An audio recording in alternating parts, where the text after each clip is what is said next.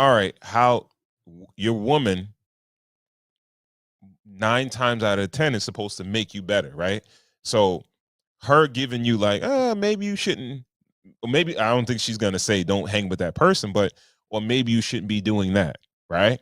Like you and your homeboys, let's go to the bar, let's drink. I drive home.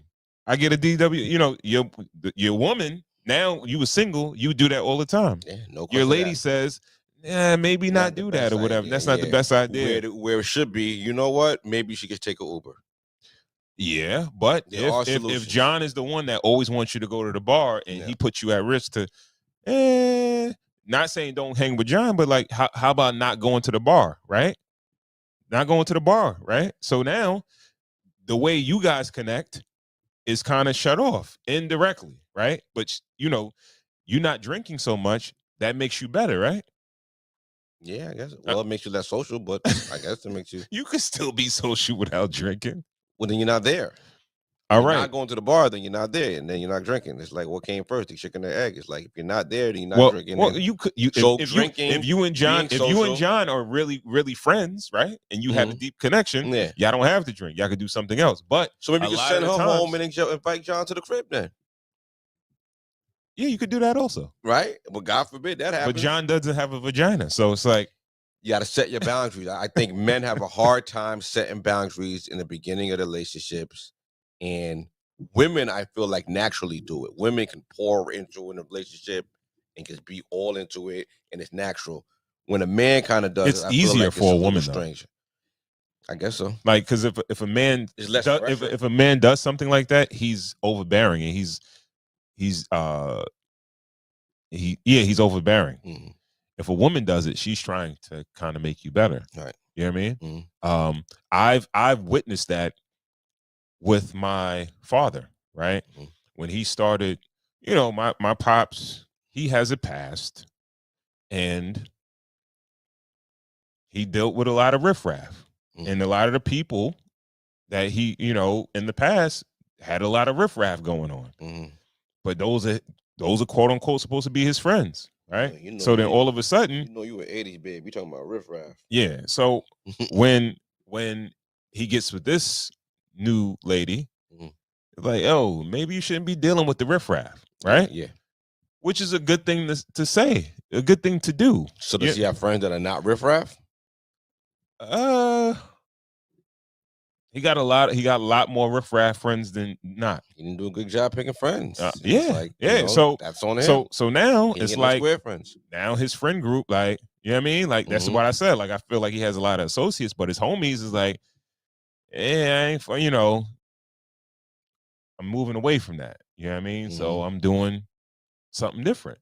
Yeah. And those are people that actually we're talking about people that have friends or have relationships. We take it for granted how easy we've built relationships with the people that we have because we had them for so long and we have so many friends to kind of like sift through. Do we take it for granted? We don't take it for granted. No, we don't work at it. Right. We work at it. We're at our kids' birthday party. We're 2 weekends in a row. We're at birthday parties with our kids. No, our kids' friends. For sure. We work at it. We show up and we show up to people's things and we're there for them and we talk to them. And even if we're not interested in what they're talking about in the group chat, we respond to it and we call them to check up on them individually.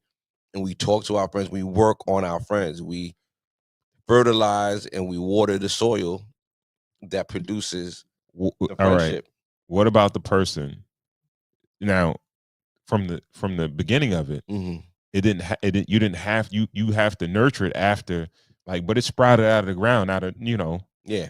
You didn't have to work on it at that point. You understand what I'm saying? Especially as kids can, you know what I mean?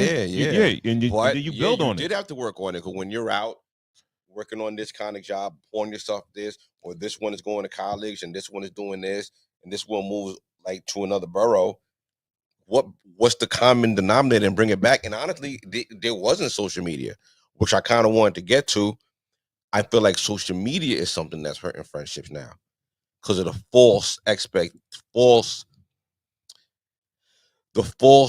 presumption that seeing somebody's pictures and maybe liking the pictures and maybe a comment is kind of keeping up with a friend. Like a lot of people don't do that work of calling and seeing what's going on and checking on how their parents are doing and doing that work and how your kid is doing in school and what's going on. And, they don't have those conversations. They just kind of see it in pictures and double tap for the like, and they kind of think what's going on. And really, when you look back at everything, it's kind of hollow. It depends on the person. Right. Some people feel like, all right, that's enough. Like we interact on social media. That's fine. Until you're trying to have a birthday party or a barbecue and you kind of can't get anybody to show up. It happens. But the point I was going to make was that what about that person? And we've been in, even as young kids, the people that have trouble making friends. People that had trouble, or the dudes that had trouble with women, things like that. Like it's effort. It's effort. Yeah, effort. Yeah. I guess it's effort, but it's effort. But I honestly, like you say effort, but I don't see. Get out of your head. No. Play baseball. That's what play something. Okay, that's what I'm saying. It didn't come easy. It wasn't difficult. What do you mean it wasn't difficult? Making friends wasn't difficult. It's not difficult. But it wasn't difficult for me. Let me just say for me personally. Right. Yeah. I played sports all my life. Yeah. Right. So build connections. But that person like that. just want to sit home on a computer or sit home and not do anything, and I'm not athletic, and it gets in their head, I'm not doing this, I'm not doing that. If you're sitting in the house all day, every day, what do you expect? Yeah, you could be around a certain group of people at school or at work or whatever, but when you leave those things, if you're not doing anything extracurricular, if you're a grown man and you don't have friends, what are you doing for yourself? Like, what groups are you active with? Like, are you going anywhere? Are you going to I don't know. I see old dudes at McDonald's kicking it in the morning. You know what I'm saying? Like with the newspapers and all that. Even the old dudes are kicking. I see old dudes at the park just sitting there with the newspaper. People, you find community. Like, you find people. You'll find somebody. Like, I mean, it does get harder the older you get. I'm not going to say that because it gets weirder. But I really think it's easier. I think it's possible for people to be out and be social and still be lonely, right? Be out and be social and still be like lonely. You say you see old dudes in McDonald's, right? They might go to McDonald's and they kick it with some guys, but then they go home to a lonely ass house and nobody's there. Yeah, and they do feel lonely. See, and we just take for granted, like, oh, if you got somebody to speak to, or you saw somebody today, or you got a family member, like, nah, you're not lonely. Well, that's who we should be worried about. That's who I envision is lonely. Maybe like a widower or like a widow that their spouse died, and maybe, the grandkids are like older and they're busy. Your kids have families, and you're like, no one's kind of thinking about you. Maybe that person is lonely. But like a young person in their 20, 25, like a young guy, go to the gym. Like, you could go somewhere, be around people, spot somebody at the bench, go and do something, get around people, just figure it out. I don't know. I don't know. I don't know. It's just easy for GB. No, it's not. Well, listen, you just go to the gym like, oh, you want this? Can I spot you? Like, you don't do no shit like that. Why are you saying some shit that you don't do? Yeah, someone spotted me today. Someone, you could ask for a spot. What, you were struggling or something like that? And they said, they look like you need help? I got them 2 plates up, nigga. Yeah, I asked him, like, he was waiting on the joint. I'm like, get these 2 plates up, big nigga.